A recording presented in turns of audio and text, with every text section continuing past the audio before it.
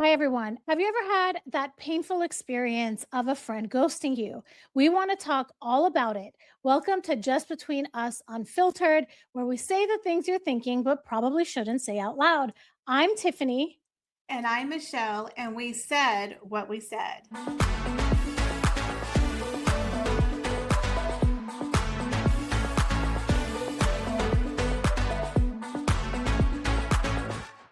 So, Michelle, I really want to talk about this painful experience of when friends ghost you. Mhm. With the years of experience we have had through friendships, we've been through ups and downs, we've been through obstacles with all sorts of people, but we've also all had that painful experience of ghosting from a friend. Mhm. And before we get into the topic, like I want to ask you, do you see a difference between ghosting versus friendships like drifting apart? Yeah, there's a big difference. One is a deliberate effort, and one is just that one that happens naturally over time. Yeah. Yeah. I think for me, ghosting, there's some sort of stimulus. It drifting apart happens without any bad feelings or bad Mhm. intentions or but when you're ghosting, someone's hurt. So there's a stimulus that leads to that. Mhm. And yeah, do you think that's true? Whenever you've Well, experienced ghosting is a deliberate act. Drifting Mhm. apart is something that happens naturally. Like maybe you were really close with someone that you worked with. Like this has happened to me. I was like best friends with someone I worked with for like 3 years. And the minute I stopped working at the company, we saw each other a couple times, but then you naturally lose contact because our thing that we had in connection was our workplace. And Mhm. the minute I was no longer with the company, I never heard from this friend. I didn't reach out. She didn't reach out. It wasn't like we didn't like each other. It was just a natural progression that we no longer work together. I have friends I've known for 30 years. They're on my Facebook. I used to know them in my 20s, but I live in a different state. We just say happy birthday, Merry Christmas, but we don't talk because we grew apart. It was a natural progression. There was no animosity, there was no Mhm. hate, there was no one event that said, "Oh, I don't want to talk to her." It was just geographics, time, families, like, you grow and ebb with people. They say some people come into your life for a season, and I think that's true. Sometimes you have different friends in different groups, and very few friendships will last if you leave a job or if you leave school or you move to another state. And so I think that's a natural progression. Ghosting is when someone deliberately cuts off contact with you for no reason. That's a completely different thing. So you think so what sets each of these apart is the deliberate intention Mhm. of not responding, not contacting, not Ghosting is someone cuts you off on purpose, dumped you. without I would say it's dumping, or maybe temporary dumping, but there's no reason for someone not to return your phone call or text. If they live in the same state, you normally talk to them and they just completely ghost you for no reason. That's weird, yeah. especially because it's also very quick and sudden. The other thing, it's a very gradual kind of falling off. Ghosting is usually instantaneous. Like you notice they don't return your phone call. You notice they don't text you. That's a So big. I also think there's a difference between sometimes friendships end with some sort of conflict and someone might say, "I never wanna talk to you again." Mhm. To me, that's not ghosting. To That's me, that's someone saying, "Discard, this is ended, this is done," mhm. versus ghosting, you don't even know what hit you, Yep, right? Like that happened to me. Mhm. yeah. Do you wanna talk about that, Michelle, how that happened? Yeah, so my situation was I had a best friend of about 10 years. We lived together. We were like sisters. We were roommates. And we moved out. She was living with her boyfriend at the time. She just had another baby.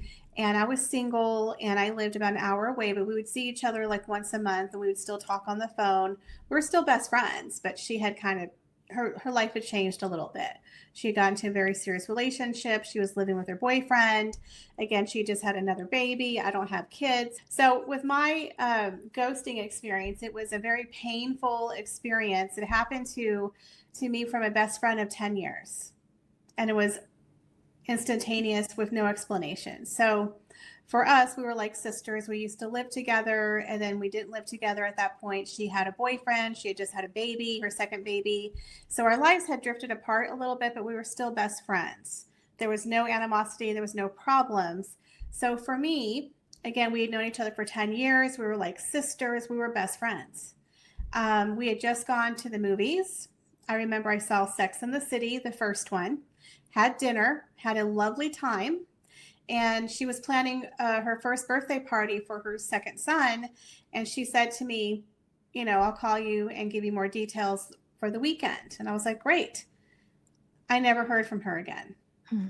She literally walked out of the movie theater and disappeared. And so I waited that week, didn't get a phone call, didn't get a text, sent her a couple of messages, no response. And I'm worried. I'm kind of confused. Like, why is she not answering my text messages, my phone calls, emails went unanswered for weeks? I see on social media she's still active. I actually ran into her boyfriend's sister at the grocery store, and she said to me, "Oh, so are you going to the party?" And I'm just looking at her like, no. It had been like 3 weeks. I hadn't heard from her. She just completely ghosted me. I called her work. And I could tell by the receptionist, like it was awkward. I was like, "Hi, is my friend there?" And they'd be like, she's in a meeting. I could tell they were told not to put calls through. So I knew she was alive. I knew she was well. But for whatever reason, she didn't want to talk to me. I was sent so many emails like, "Hey, what's going on? Can I be there for you? I'm sorry. Did I do something?" Nothing. Literally ghosted instantaneously for 5 years. Did not hear a peep. Wow, 5 5 years. years. And we still followed each other on Facebook. Her mother followed me. And so I would see her life. She got married, had another baby. She was having parties. So she was living her life. I just was not a part of it. And I never got an explanation. I was dumbfounded. Dumbfounded. And I used to dream about her.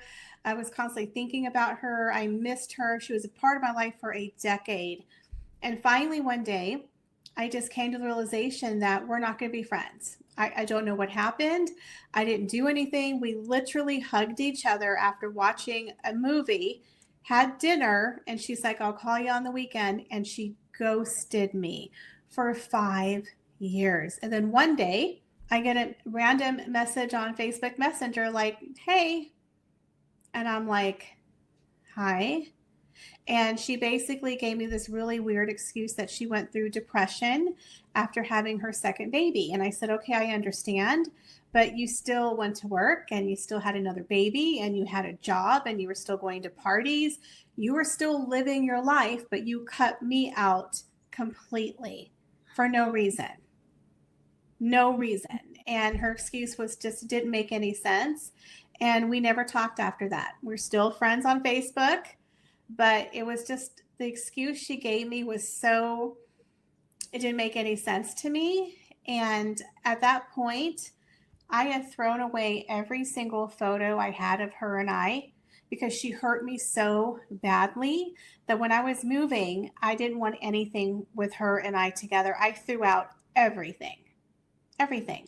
Yeah, it's painful. I did not want any memories of her because after 5 years of being hurt, and I reached out for at least 2 years, at least 2 years. Every so often, I'd send a message. So she had a lot of time to reach out to me and say, "Hey, I'm just going through depression." I would have understood.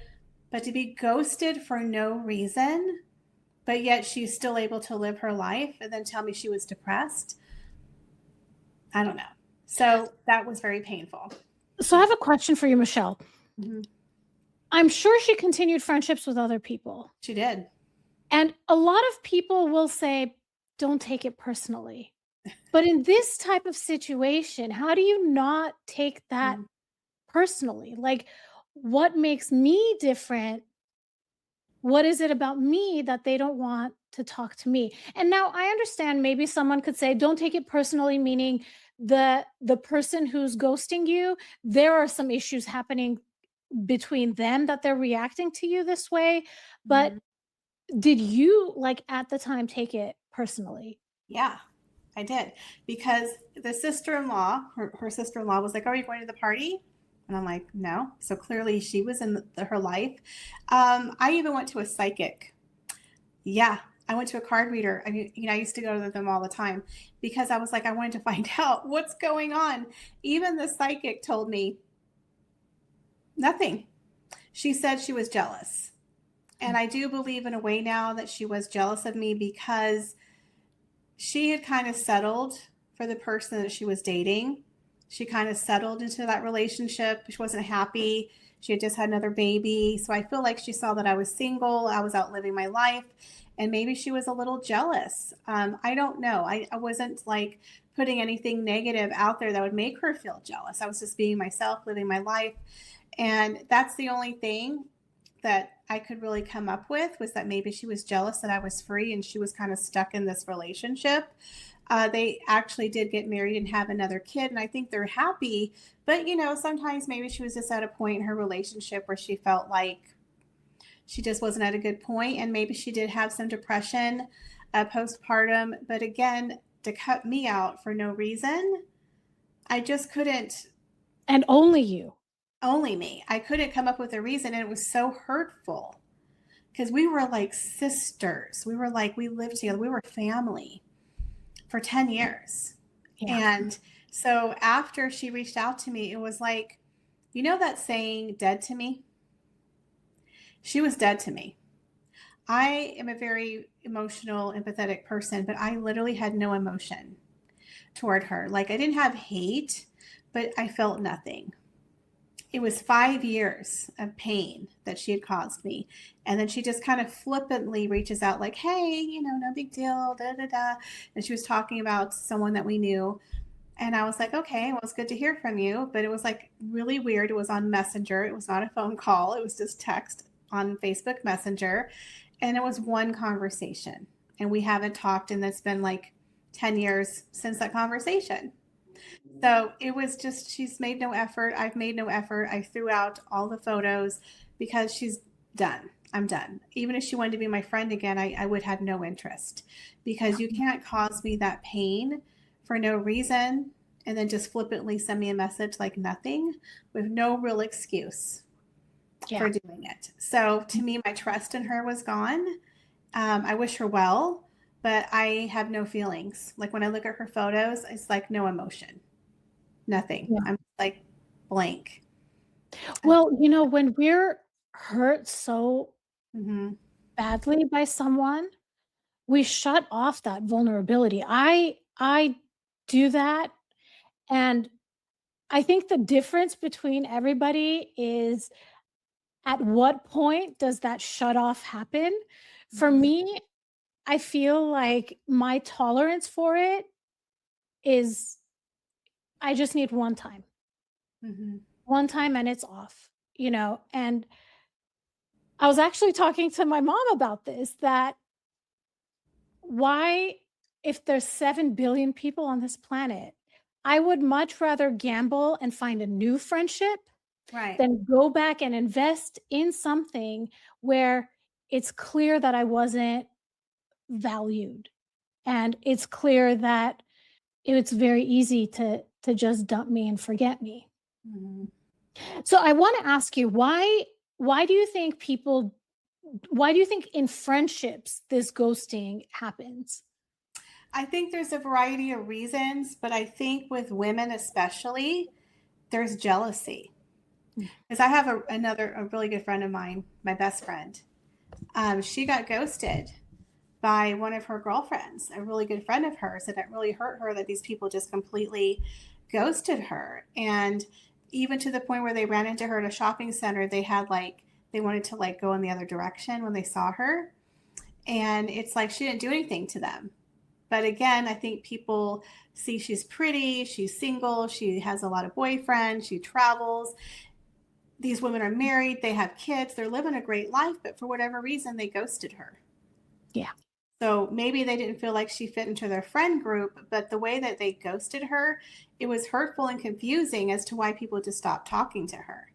Yeah. And they were just always busy and they were never busy before. So I think maybe jealousy has to do with it, why women would ghost other women, or maybe they don't agree with their lifestyle, or I mean, that's the only thing I can really think of. Or maybe they caught the friend, maybe the person's a liar, maybe they do bad things. I don't know. But I know in my instance, there was no fight, there was none of that. And I know with my best friend in her situation with her friends, she didn't do any of those things. So the only thing I can come up with is jealousy. So I think it could also be someone that has a difficult time explaining their feelings, like communication issues. Like it's much easier to Mhm. just stop talking to someone rather than having difficult conversations to try to fix a relationship. I think that's part of Yeah. it. In my experience, there could be a third party involved where someone, and I think this probably happens more often than not, that there is a friend that feels they're caught in the middle and they feel they have to choose sides.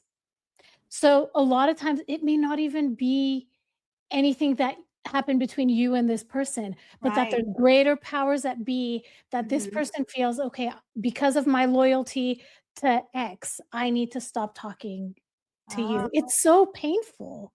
it is painful. Yeah, so Yeah. choosing sides. Choosing sides. Yeah. Yeah. Yeah. And now let's get into like what when this happens, what feelings do you have? What how do you react and how do you think you try to heal from this type of thing?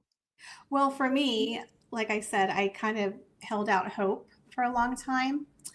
And for 2 years, I reached out. And I know a lot of people wouldn't have. But again, when you know you didn't do anything wrong and you're just so confused, and as a good friend of 10 years, who's like a sister, it was hard for me to come to terms with the fact. Nowadays, I probably wouldn't for any other friend because that was a deep friendship. We were like family. Basically, now I don't chase anymore. I've gotten to the point where if I put out a message, it's not returned, I'll put out another message if it's not returned. I give people space, but if I feel like I'm the only one who's putting, water into the well, I'm no longer going to keep putting water into the well. I'm only giving energy to people who deserve my energy and time. So as I've gotten older, I value my friendships, I value my time, but I don't waste my time with people. If you're not the type of person that I want to be friends with, I'm very selective with who I'm friends with now. The type of people I become really close to and let into my inner circle. I don't have a ton of friends. I got maybe 5 or 6. Two of them I've known for 25 years. You become very close, but I have a very small circle of friends because I don't need to have 50 people as my friends. I have a lot of, associates, but the close people that you put into your inner circle are very important. And so I'm very selective with those people. So I think now I just kind of protect myself a little bit after being hurt. But if someone gives me any reason to, if someone's running from me, I'm not going to chase them. Yeah. I think another thing that probably, and I'm probably speaking for everyone out there that's Yeah. been here, you probably replay it over and over and over. What did I do? What did I say? What could it have been? So you end up like in this loop of trying to problem solve and you're Hmm. not getting any feedback of what's happening. Right. For me, when this happens, therapy and time.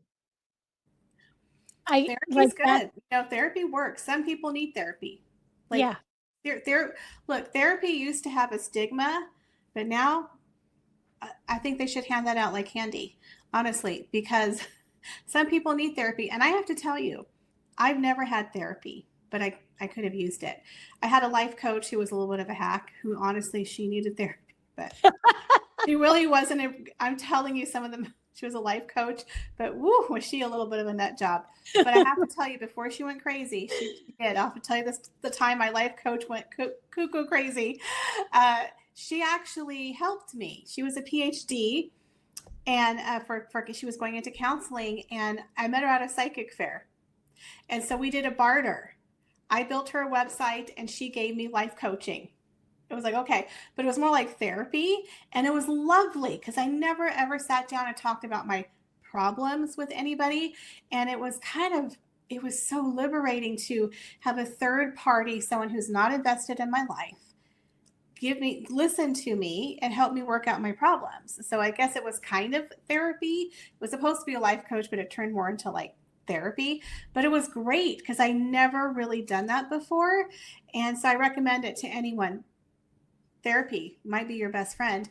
But honestly, but my life coach, who is a little wacky, but that's okay.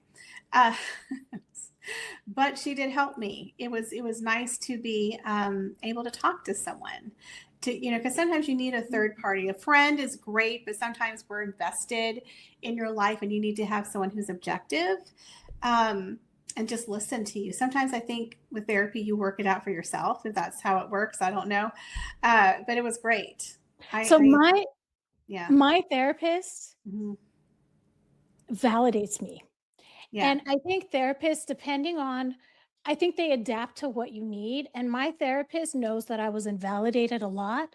Mhm. And actually, my therapist, literally, we talk about my revealing the narc channel. I know. She's like, "So what did Megan do this week?" You know, That's a and we peel it like an onion though, right? Because Mhm. it's like, "Oh my gosh, Megan did this." And then it's like, "Well, why what does that bring up for you?" And so Oh, we talk about all of that, and you'd be surprised how, like, my revealing the narc channel has been such a healing yeah. experience for me. And yeah, I mean, my therapist, that's kind of what our relationship is. The conversations, it's almost like talking to a friend, and it's nice to know that there's someone who will listen to me, but will also tell me, "Okay, we need to be Right. careful." And I'll give you an example. I recently read the book called Lights Out, okay? Where the book is about this, like, stalker, right? The smut And not I'm about to tell you something, and please, like, it's not as dangerous as you think, okay? And I told her, and she was, like, quiet on the other end. And then I explained, "I know that this is fantasy and it's in a book and I don't really want it to happen, but this book was really intriguing." So anybody out there, if you've read Lights Out by Navessa Allen, let me know what you think about it. They're actually making a Netflix show of it, which Oh, I don't know how they're gonna do yeah. because there's some graphic stuff in that book. I don't know how they're gonna do it, but we'll Yeah. find out soon enough. So Mhm. yeah, that's kind of what my relationship has been with my therapist, and I've had the therapist I had before, I was doing a type of therapy called dialectical behavioral therapy. It's phenomenal. I can't recommend it enough to people. And it sounds like so complicated, but all it is adjusting your way of thinking and your way of responding to things. The very first, so it makes it so that you don't view the world as black and white, and that two things that are opposite can be true at the same time. So, for example, if we're giving this friendship example as one, it's, you know, I love this friend.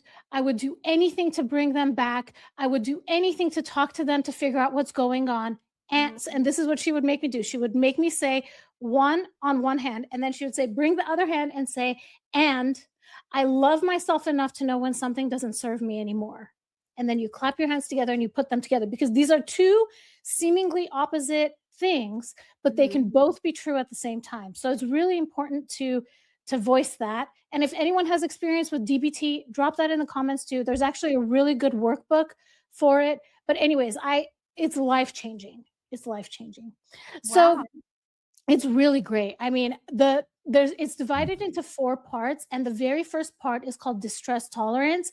It's the most important one because what it does is it teaches you when you're in that moment of having anxiety or you're in panic or your thoughts are out of control, what do you do? And Mhm. essentially, you engage your 5 senses. You Wow. maybe eat something that makes you feel better, but of course, you do it in balance. You smell something, you go get a massage, so It's amazing. It's Yeah. phenomenal. And it actually you make a plan. Okay, the next time this happens, here's my list of things at my fingertips that I can do to soothe myself in the moment and remind myself this is just temporary. But anyways, That's really interesting. I learned tapping through my life mhm, coach. She taught me tapping. You know, that weird tapping thing mhm, that you say EMDR. that actually works really well. Except for I had to board a plane one time and I was really nervous. So I'm in the airport like doing those weird tapping sensations, but it works. It makes you it just changes the way that you think, but there's a lot of science behind the tapping. So, yeah. That's where I learned it from with the weird life coach. There's a Seinfeld episode where Jerry and Elaine are at a party and they say to each other, every time we're stuck in a conversation we don't want, just tap on your head. Okay. So Elaine keeps tapping on her head because she's talking to a guy who keeps talking about cashews. And Jerry finally makes it over. And she's like, I've been knocking myself senseless. I literally feel like every single life story can have a Seinfeld reference. I think every episode we need to pull in a Seinfeld reference because she's a Seinfeld expert. So we're going to start doing that on every We're going to show. try. She's going to bring in a Seinfeld episode to make a reference to the show. You're so funny. It's fun. You just reminded me of Yeah.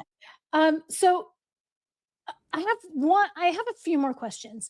Okay. Do you think there are any situations where ghosting is okay? Um, I guess it could because sometimes I think I might have done that with people in the past, like maybe casual acquaintances. Maybe, like you said, you met someone and then you just find that you don't like that person, you don't have anything in common. Maybe they do things you don't agree with. Maybe you have a friend in common and they tell you something about that person and you're uncomfortable. And maybe you just want to separate yourself from that person. Just because you're friends with someone or you met someone, you're not stuck to these people for life. If they do something you don't like, something you don't agree with, maybe they don't handle themselves right. Maybe they don't treat you nicely, right? Maybe they don't treat you nicely and they're calling you and they want to hang out with you, but you know you're going to feel bad about yourself. Or maybe they make you pay all the time. Or maybe they just do things that you don't agree with morally, ethically. Maybe there's just something about them. Or maybe they do something to someone that you know.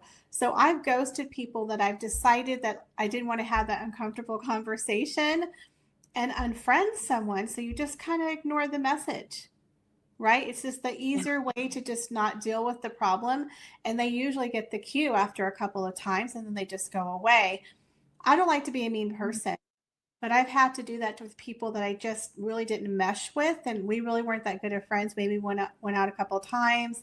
Maybe we met through a friend, but they were just people that I didn't really want to associate with. And so instead of having the phone call and saying, hey, I don't want to hang out with you anymore, you simply don't answer. And they usually just go away. And a lot of times they know, they'll pick up on that cue. So I think that would be the only time that I could say that maybe that's just the nicer way to discard somebody. But when you have a 10-year friendship and you didn't do anything wrong, to be just discarded for nothing, that is completely different. Like I said, we would have had a fight. Nothing. We never fought. It was just, I'll call you this weekend, and I never heard from her. Yeah. Ever. So, bringing up this topic, so first of all, I want to say ghosting is okay if your life is in danger, your mental health is in danger. If Yeah. there are severe, dangerous consequences, I think ghosting is okay.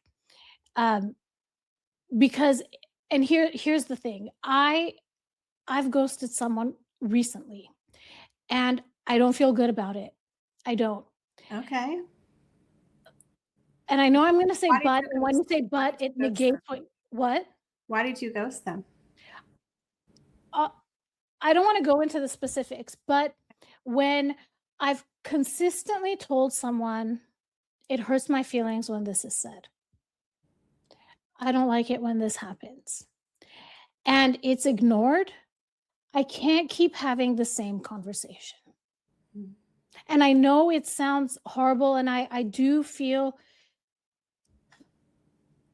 but what do I do? Explain again?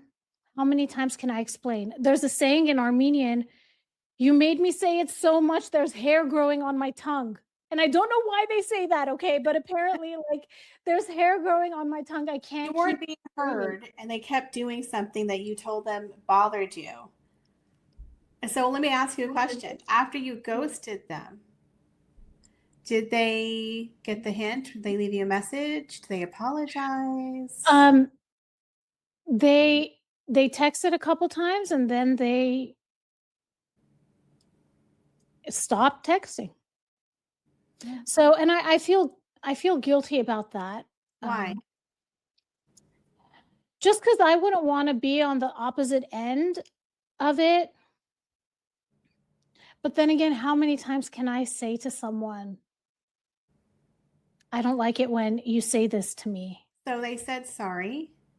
And could you No, they didn't say sorry. okay. So there's no way you could take this person back into your life. No. There's no accountability, and some of the things that were said were so, um for example, there was gonna be something bad that was gonna happen to both of us. We knew it was coming, this thing that was bad for the both of us, and it was gonna happen to me first before it happened to her. And she said to me, "I'm so glad it's happening to you first so that I see what it's like when it happens." Okay. So that makes you realize, like, you and you throw that in with this, you've explained consistently, "I don't like it when you say this or you treat me like this."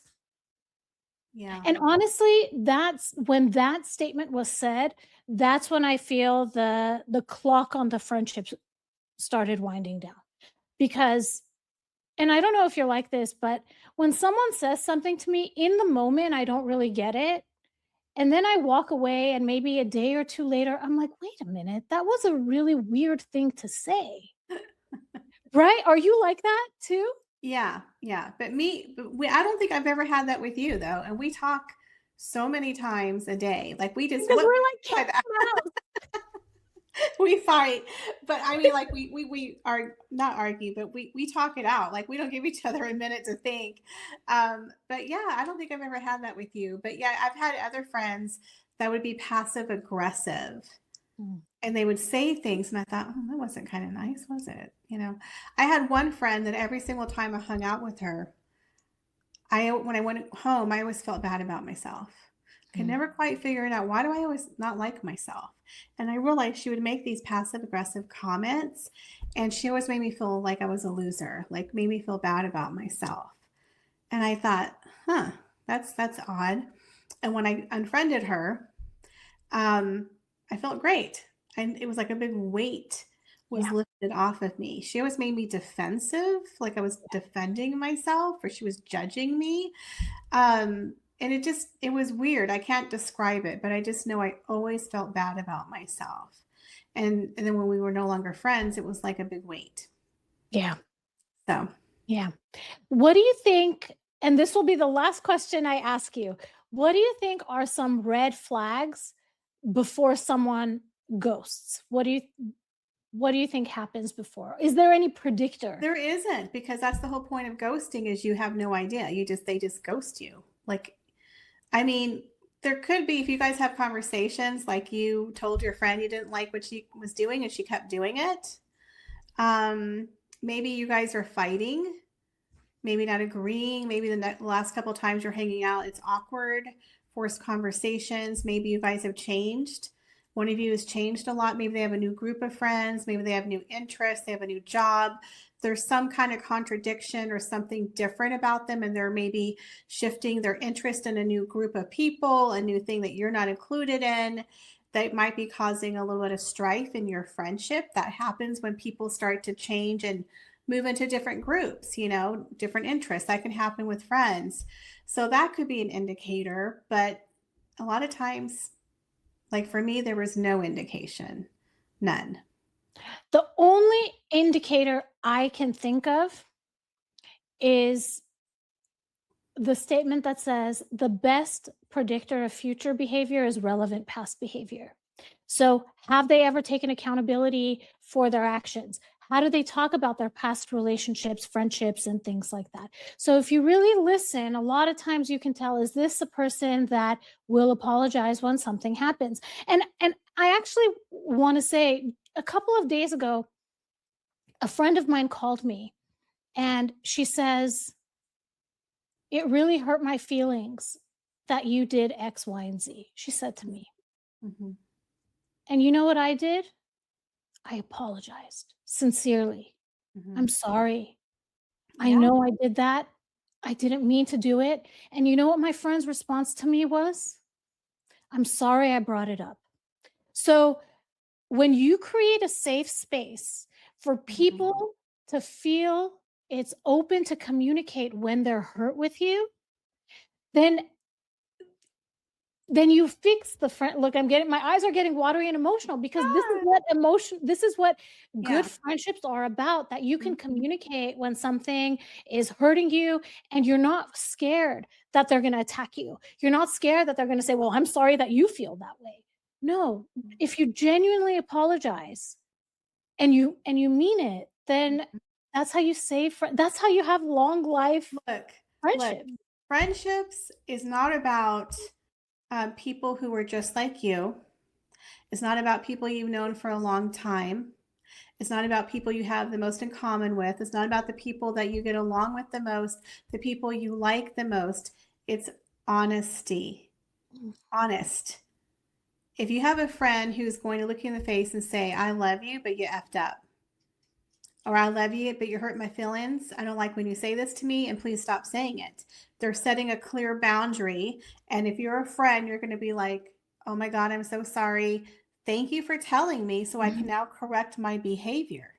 Because if you don't tell someone your true feelings, it's going to keep eating at you and they're not going to know they're doing something wrong. No one's perfect. We're not mind readers. Again, an honest friend, a one who's going to tell you the uncomfortable truth, those are your real friends. Those are your real friends. The people you can maybe have an argument on the phone and you're in tears and you hang up and 2 hours later you call each other and say, "I'm sorry and I love you." Those are real friends. Okay. If you have the fake friends that you can't say anything to and they get offended, those are just acquaintances. Those aren't your real. A real friend is going to tell you to your face what other people won't tell you. Okay? A real friend's going to say that man's not for you. Now, Yes. you may not like it, but they're your friend and they're looking out for you. They may not have it right, but a real friend's going to be honest, right? Hopefully a good honest, but they're going to tell you the truth. I would rather have a real friend say, "Michelle, we need to have a talk," and tell me everything I did wrong. If I say something and I piss you off, I'm going to want you to tell me to my face. Michelle, we need to have a talk. No, seriously, I want someone to tell me to my face because how am I going to correct my behavior if you don't tell me? You just cut me off. Yeah. So, honesty is really what real friendship is. It's not about being perfect. It's not about getting along all the time. Sometimes you're going to have friction with your friends. They're like family. You fight with your family and then hopefully you can kiss and make up. Believe me, I've had some tough conversations and I've had fights with some of my friends I've known for 25 years. But you know what? We're still friends 25 years later because we can be ourselves, we can be honest, and we know we can have a fight and we're still going to be okay Yeah. because we love each other and we're in it forever. We're Yeah. not conditional, transactional friends. Yeah. They don't do anything for me. I do Yeah. get a birthday card, but you know what I'm saying. Like they're my friends, but I don't expect them to do things for me. It's not transactional. Yeah. They love Yeah. me when no one else loves me. You know we do. We do. We do. So, everyone, we are curious to know what your thoughts are on this topic. If you feel comfortable sharing your own experiences, please drop those in the comments. Let's get a dialogue going. If there are any topics that you want Michelle and I to talk about, drop those in the comments as well. We're looking very much forward to talking to you all again. Is there anything else you want to say, Michelle?